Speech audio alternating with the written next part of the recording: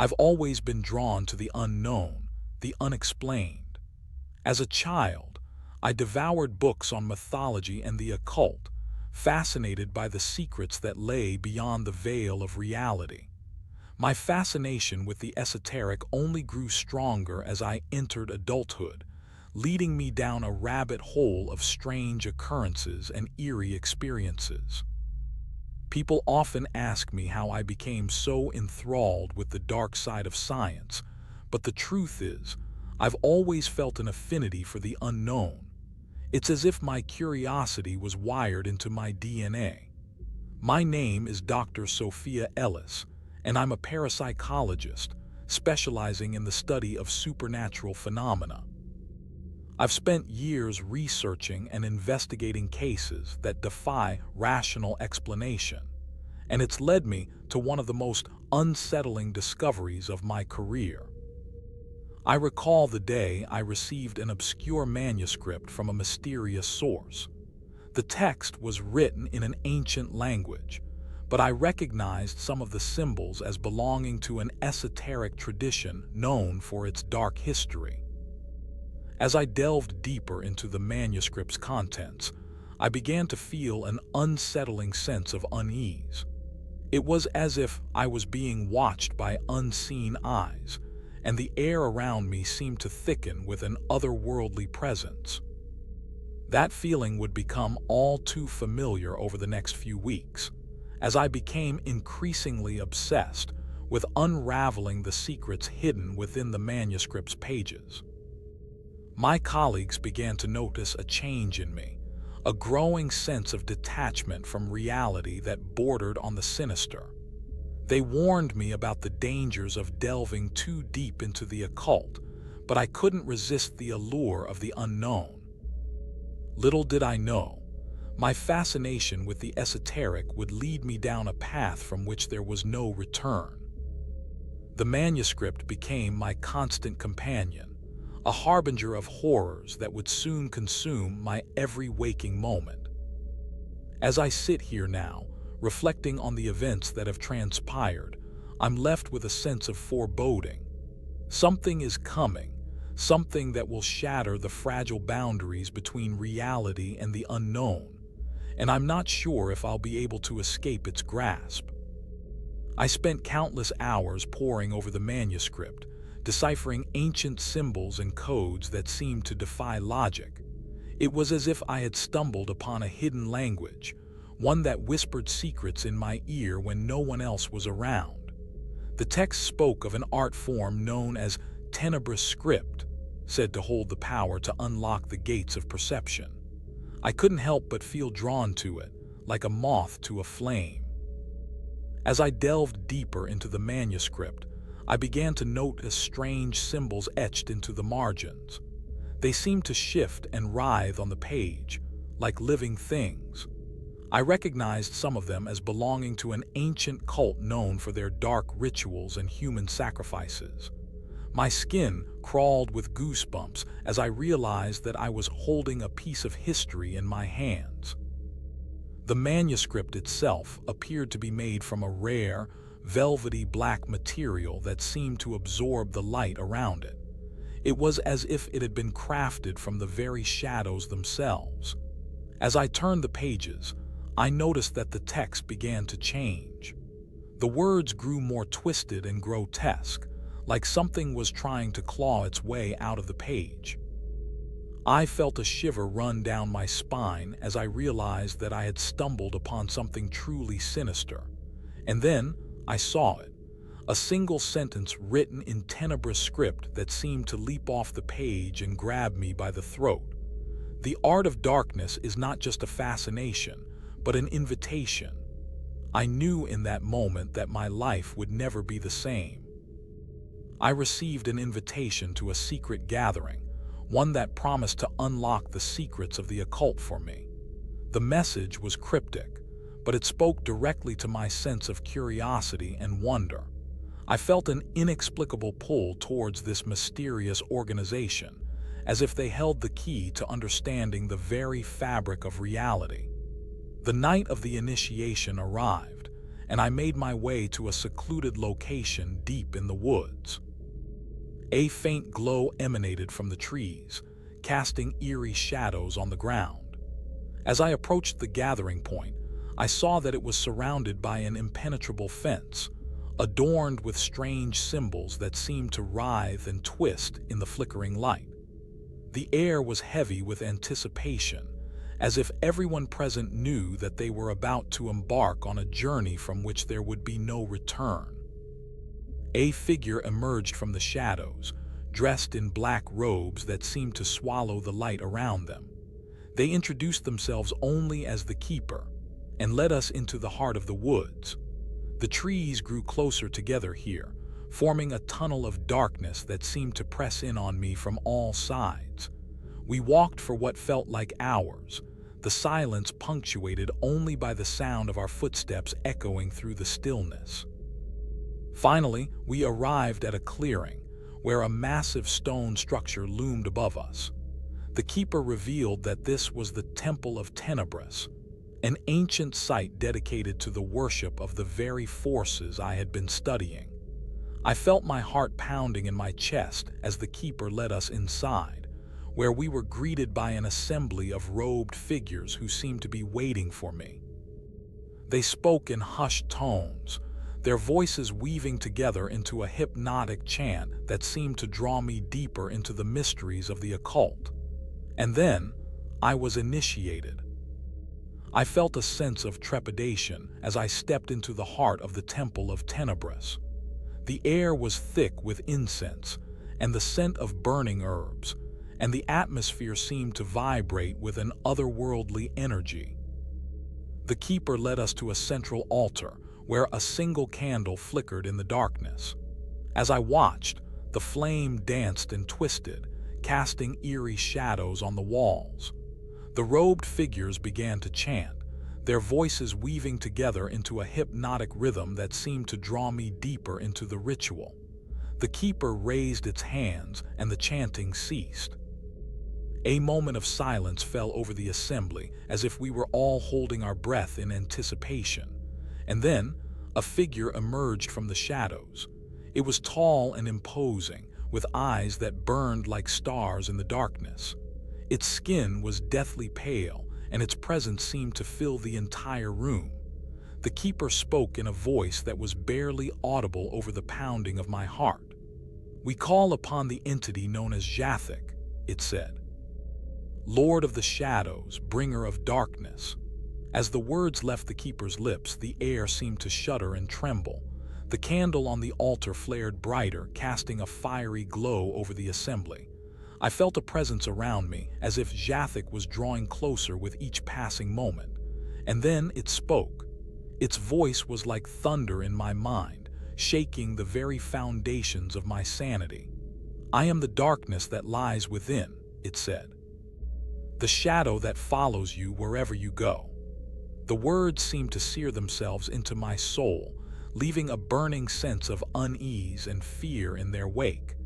I knew then that I had crossed a threshold from which there would be no return. I felt Jathik's presence coursing through my veins like liquid fire.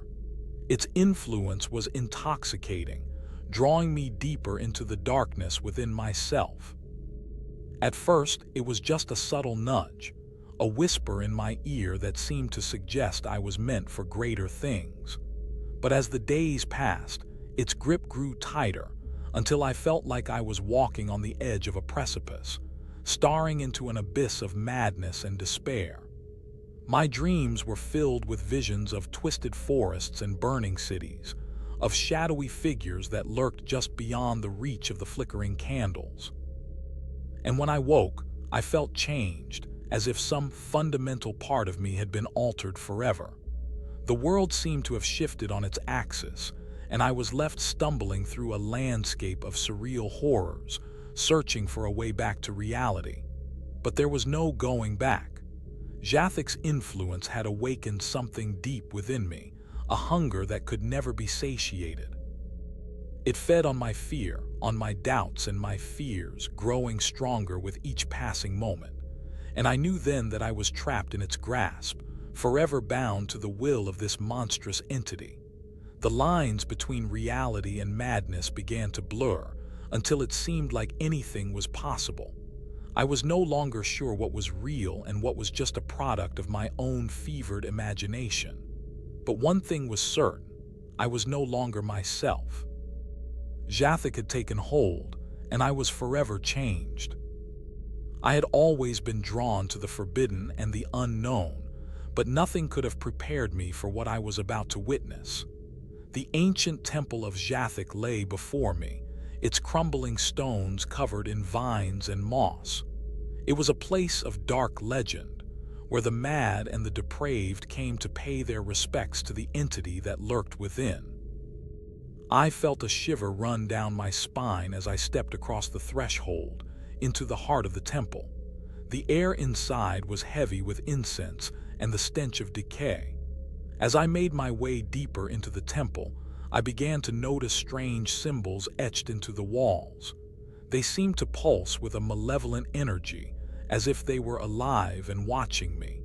I knew then that I had stumbled upon something truly evil.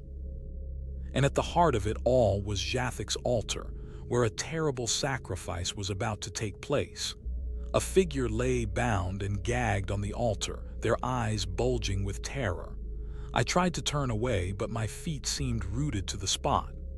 The robed figures began to chant once more, their voices growing louder and more frenzied. And then, in an instant, it was over. The figure was torn from its restraints, its screams echoing through the temple as it was flung into the air. Time seemed to slow down as I watched, my heart pounding with horror. And when the figure landed, I saw that it was no longer human. Its body had been twisted and contorted, its limbs elongated into grotesque parodies of themselves. It was then that I realized the true horror of what I had witnessed. Jathik's power was not just a curse, but a corruption. It was a force that sought to desecrate all that was good and pure, leaving only chaos and destruction in its wake. And as I stumbled backward, desperate to escape the temple's grasp, I knew that I would never be the same again. I couldn't shake the feeling that I had stumbled upon something incredible, something that would change my life forever. The occult symbols, the ritualistic chanting, the twisted parodies of human form, it all seemed so fascinating, so mesmerizing. And at the heart of it all was Jathik, the entity that seemed to be pulling me deeper and deeper into its dark world. I found myself spending every waking moment researching, studying, trying to understand the secrets of the occult. My friends and family grew concerned, urging me to stop, but I couldn't help myself. I was obsessed. I devoured books on demonology, Satanism, and the supernatural, poring over ancient texts and seeking out forbidden knowledge. And with each new discovery, my fascination with Jathik only grew stronger. I began to see the world in a different light, as a place of dark magic and hidden forces that shaped human destiny. The lines between reality and madness blurred, and I knew that I was walking a thin tightrope between sanity and insanity. But I didn't care. I was addicted to the thrill of the unknown, the rush of power that came with delving deeper into the occult. And Jathik was my obsession, my fixation, my ultimate goal. I would stop at nothing to unlock its secrets, to harness its power for myself. The entity seemed to sense my devotion, and it began to stir, its presence growing stronger with each passing day. I felt its eyes on me, watching me, waiting for me to make the final leap of faith. And I knew that once I took that step, there would be no turning back.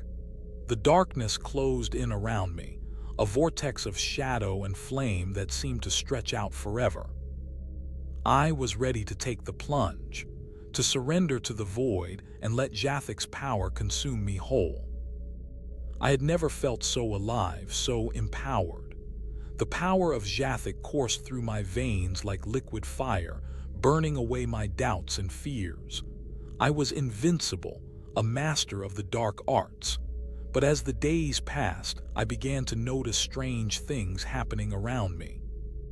Small things at first, like objects moving on their own or faint whispers in the night. I brushed it off as mere paranoia, but deep down I knew that something was amiss. My relationships with others began to fray, my friends and family growing increasingly concerned about my behavior. They saw the change in me, the way I would smile maniacally or stare into space for hours on end. But I couldn't help myself. I was too far gone.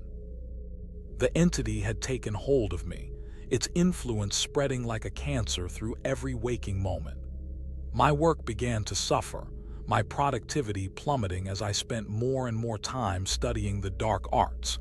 And then there were the visions, the terrifying visions that plagued my sleep. I would see things that couldn't be explained, creatures lurking just beyond the edge of perception. I knew then that I had crossed a line, that there was no turning back. The entity had me in its grasp, and it would never let me go. I tried to reach out for help, but it was too late. The darkness had consumed me whole, and I was left to face the consequences of my actions alone. My mind began to unravel, threads of sanity fraying like a tapestry pulled apart by an unseen hand. I knew that I would soon be lost forever, trapped in a world of madness and terror from which there was no escape. And yet, even as the darkness closed in around me, I felt a twisted sense of pride. I had achieved something truly remarkable, something that few could ever hope to accomplish. I had become a vessel for the entity's power, a conduit for its malevolent will. And with that knowledge, I steeled myself for the final descent into madness, ready to face whatever horrors lay ahead. I had always thought of my group as a family, a band of like-minded individuals united in our quest for knowledge and power. But that all changed the day that one of our own turned against us. It started with small things: a whispered conversation in the corner of the room, a subtle glance exchanged between two members. At first, I thought nothing of it, assuming it was just a momentary lapse in judgment. But as the days went by, the behavior became more brazen, more obvious. Our group's trusted member, Alex, had begun to subtly shift his allegiance towards our common enemy. I felt a growing sense of unease, a creeping sense of dread that I couldn't shake. How could someone who had been so close, so trusted, turn against us like this? It didn't make sense. But as I watched Alex's behavior become more and more erratic, I realized that he was no longer the person we thought he was. It started with small acts of sabotage, minor infractions that seemed insignificant on their own, but added up to a devastating pattern of deceit. He would delete files, alter notes, and spread misinformation like it was his job. And always, he would do it with a smug, self-satisfied smile that made my blood boil. But the final straw came when Alex revealed his true intentions. He had been secretly working for our enemy all along, feeding them information and manipulating events to further their own agenda. The group was stunned, outraged, and I couldn't blame them. How could we have missed this? How could he have fooled us so thoroughly? I felt a wave of betrayal wash over me, followed by a sense of cold, hard anger. Alex had stabbed us in the back just like that. No warning, no explanation, just a brutal and heartless act of treason. The group began to fracture, some members calling for revenge while others advocated for forgiveness. I stood firmly on one side, my anger and hurt fueling my determination to bring Alex down. The question was, how would we do it? And what would be the cost? I had always thought I knew the truth about our group and the entity we were obsessed with. But as I dug deeper, I uncovered a dark secret that shook me to my core. It started with a series of strange occurrences. Files would go missing, notes would be altered, and cryptic messages would appear on my screen. At first, I thought it was just Alex's mischief, but as the events continued, I realized that something more sinister was at play. I spent countless hours researching, poring over ancient texts and seeking out forbidden knowledge. And finally, after months of searching, I stumbled upon a hidden chamber deep within our group's headquarters. Inside, I found a series of cryptic symbols etched into the walls, pulsing with an otherworldly energy. It was then that I realized the horrifying truth. Our group was not just obsessed with the entity, we were its creation. We were born from the darkness, forged in the depths of madness and terror. Our group's true purpose was not to uncover the secrets of the occult, but to serve as vessels for the entity's power.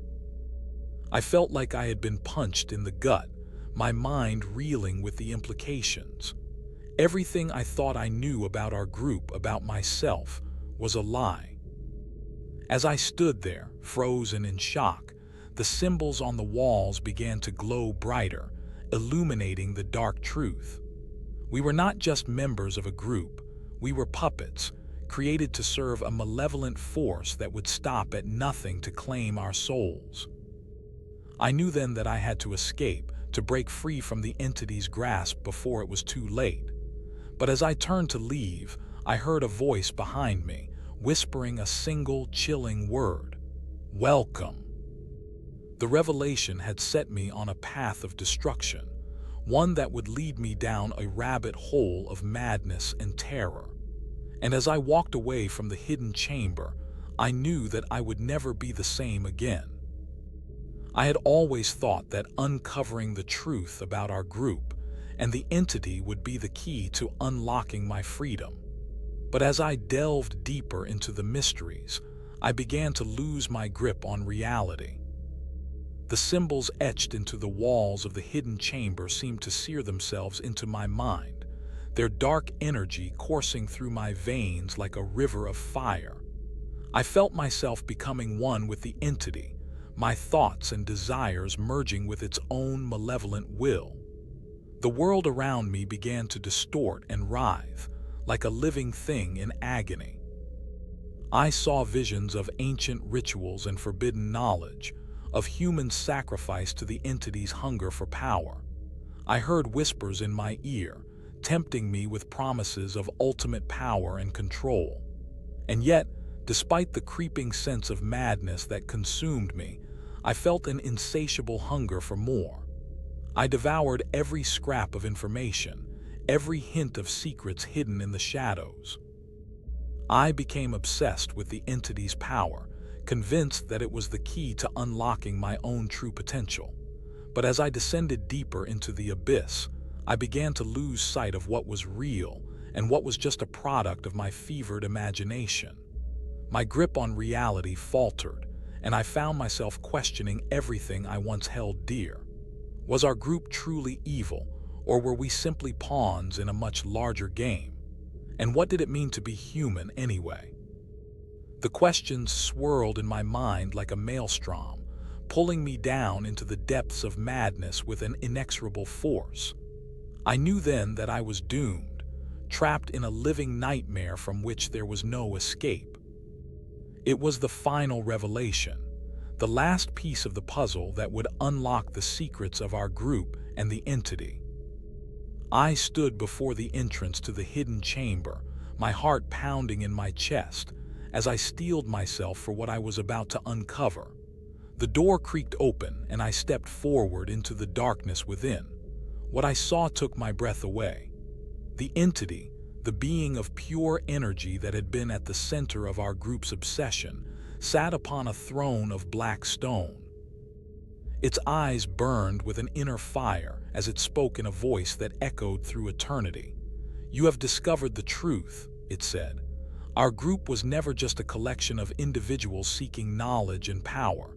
We were a vessel for my return, a doorway to be opened for me to reclaim my place among the gods." The entity's words hung in the air like a challenge, as I felt my mind reeling with the implications. But why? I asked, my voice barely above a whisper. The entity's gaze seemed to bore into my very soul. Because you are not just human, it said. You are a part of me, a fragment of my own essence that has been lost for eons. And now, with your knowledge and power, you will help me reclaim what is rightfully mine. As the entity spoke, its form began to shift and contort, like a living shadow cast upon the walls. I felt myself being drawn towards it as if by an unseen force. My mind screamed in horror as I realized that I was not just a pawn but a key. "And what about Alex?" I asked, my voice trembling with rage. The entity's gaze turned cold, its eyes flashing with anger. "He will be punished," it said. "For his treachery, he will be cast into the depths of my own hell, where he will remain forever." As the entity spoke, a dark portal opened before me, and I felt myself being drawn towards it. And then everything went black.